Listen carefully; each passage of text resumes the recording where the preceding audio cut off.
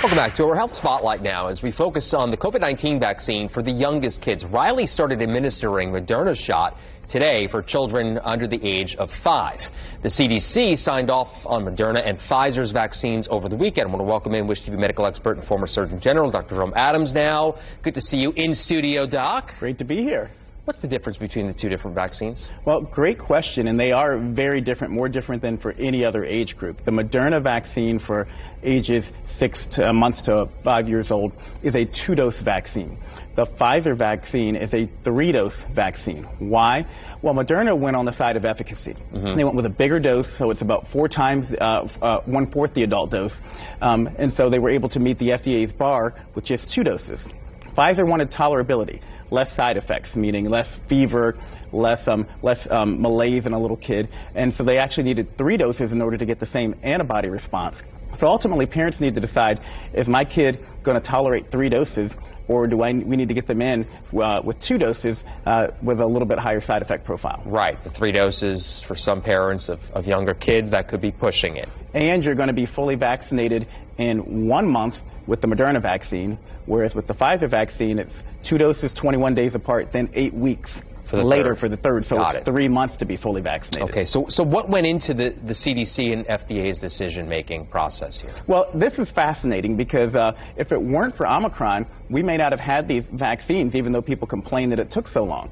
With Omicron, we saw a tremendous surge in the number of pediatric hospitalizations.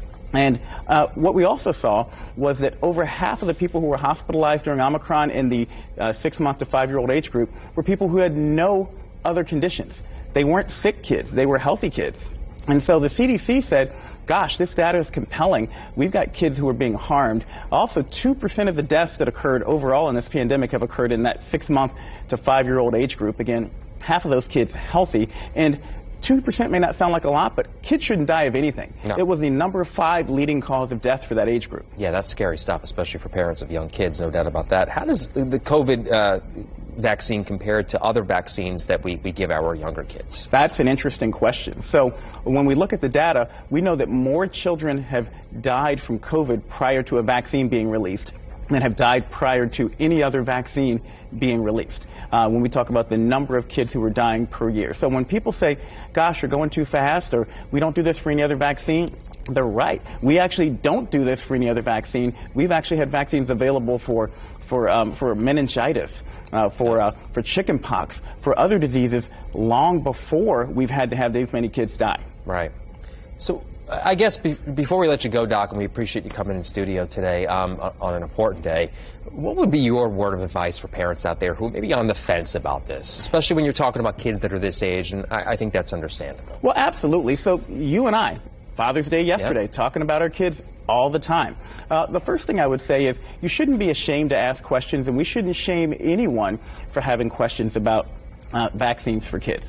Talk to your doctor and know that the American Academy of Pediatrics, the organization that represents the people who take care of our kids, recommends these vaccines in addition to the FDA and the CDC because they've seen that for hospitalization, for death, the benefit outweighs the risk. But don't take it from me.